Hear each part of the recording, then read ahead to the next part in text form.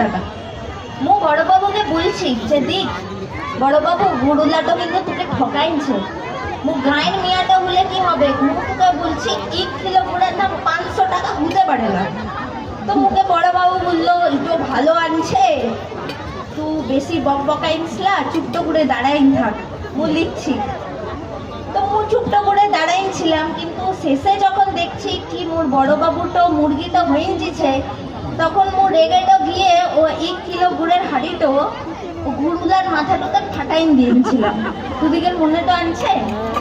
তো আমরা যখন এই শুটিংটা করছিলাম, এই শুটিংটা করার সময় তখনও শীতকাল ছিল।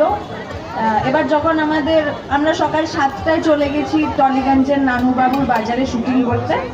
এবার যতবার শুটিং হচ্ছে কেউ না কেউ আমরা ডায়লগ ভুল বলছি, আর গুড়ওয়ালার মাথায় 1 কিলো ঝোলা গুড় ঢালা হচ্ছে, সে আবার স্নানে যাচ্ছে, আবার আসছে, আবার ডায়লগ কেউ ভুল বলছে, নয় জেঠু নয় আমি, তারপর আবার গুড় ঢালা হচ্ছে, আবার সে স্নানে যাচ্ছে।